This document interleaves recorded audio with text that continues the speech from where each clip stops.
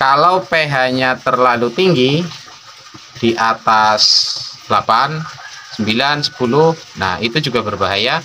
Terus kalau pH-nya rendah di bawah 7, berarti air ini terlalu asam. Otomatis bisa menaikkan.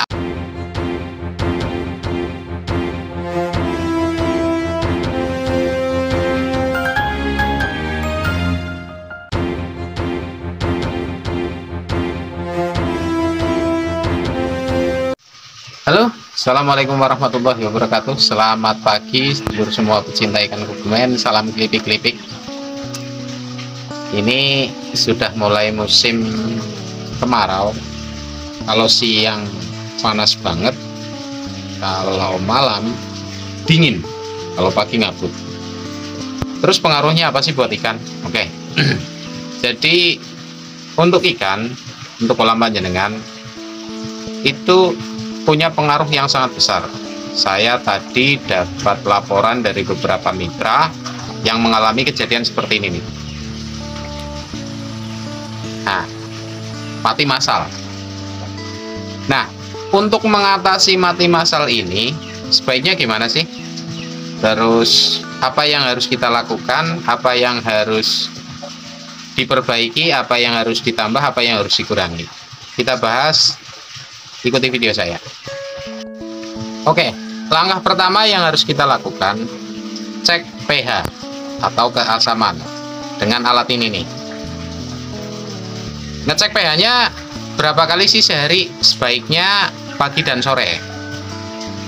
Jadi pH-nya itu harus antara 7 sampai 8. Nanti di pH meter ada, di alatnya ini ada skalanya.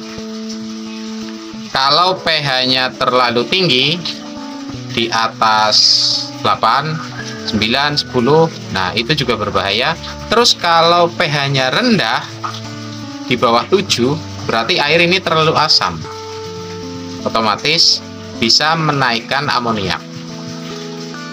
Nah, pH yang standar itu 7 sampai 8. Terus caranya menaikkan pH, caranya menurunkan pH gimana? Ya kalau saya cuma pakai daun ketapang atau air rebusannya kalau misalnya di tempat panjenengan nggak ada daun ketapang. Terus juga garamnya garam krokos.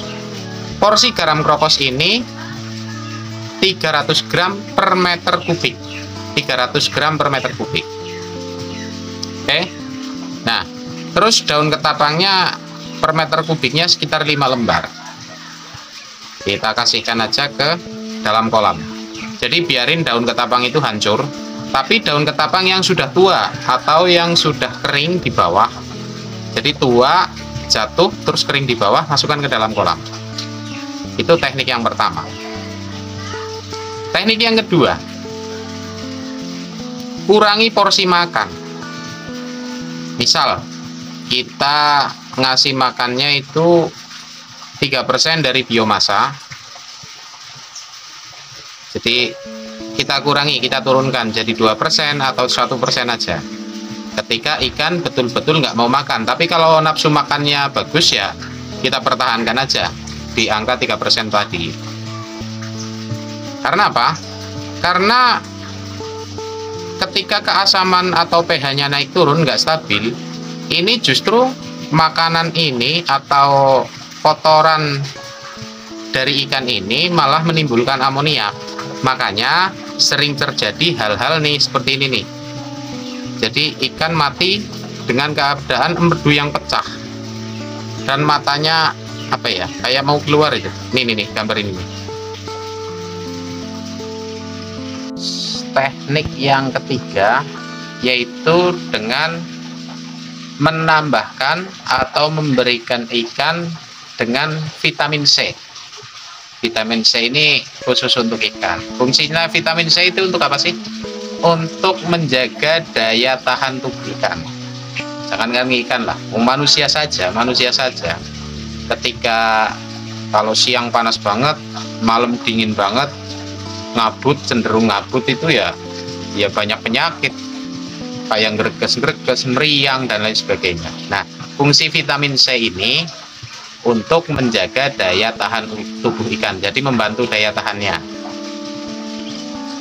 Karena vitamin C ini didesain khusus untuk ikan. Jadi nanti jenengan bisa dapatkan di toko-toko peternakan di dekat panjenengan atau di online shop banyak. Saya nggak mau sebut mereknya apa. Yang penting vitamin C untuk ikan. Nah, porsinya bagaimana? Nanti ada di kemasannya, kemasan-kemasan yang panjenengan beli itu biasanya sudah ada aturan pakainya. Itu cara yang ketiga. Cara yang keempat, tambahkan aerasi. Kalau misalnya aerasinya panjenengan pakai aerator, supercharger atau venturi, kencangkan lagi, tambahkan lagi porsinya. Supaya apa? Untuk menjaga kondisi suhu air.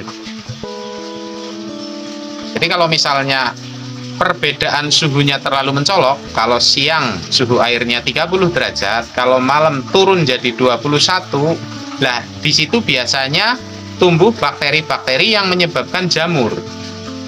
Nah, untuk mengantisipasi bakteri ini, ya kita caranya hanya dengan menjaga suhunya, menjaga suhu air.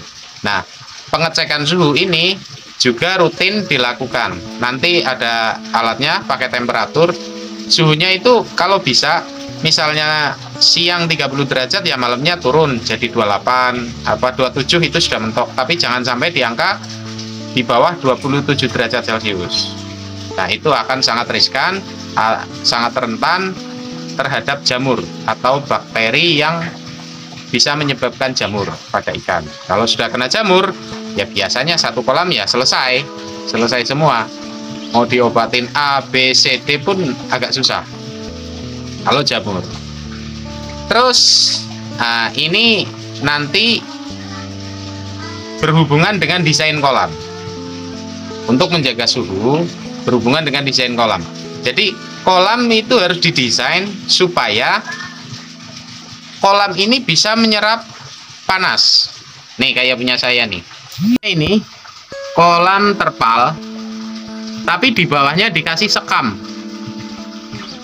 atau kulit padi apa ya. Nah, kulit padi ini yang akan menyerap panas. Jadi walaupun malam hari cuacanya dingin, ini kolam ini tetap hangat airnya. Nih, jadi kolamnya didesain seperti itu. Aerasinya ini pakai venturi.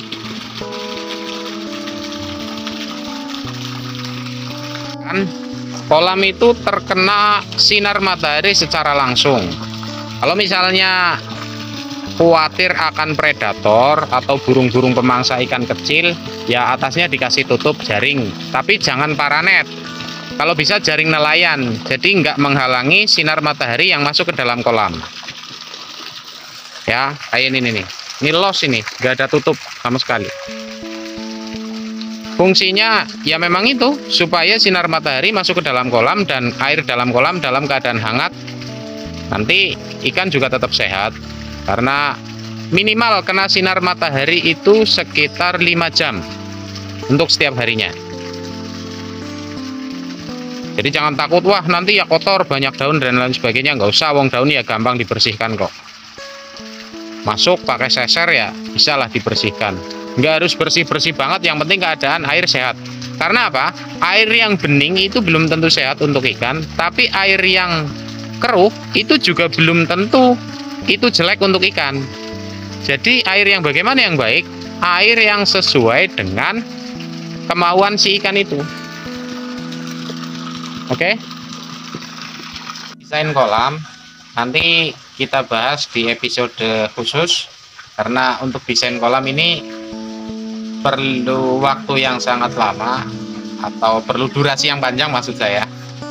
Jadi kita nanti bahas dalam edisi khusus. Yang penting kalau yang saat ini sudah budidaya, ini hanya untuk panjenengan yang terkena masalah ikannya karena perbedaan cuaca, karena perbedaan musim atau cuaca ekstrim. Jadi monggo, semoga video saya bermanfaat. Terima kasih yang sudah like dan sudah subscribe. Terima kasih yang sudah menonton. Mohon maaf segala kekurangan. Bagi panjenengan yang punya kritik, saran, silahkan nanti tulis di bawah sini di kolom komentar. Wallahul muwaffiq ila aqwamit thoriq. Assalamualaikum warahmatullahi wabarakatuh. Salam klipik-klipik.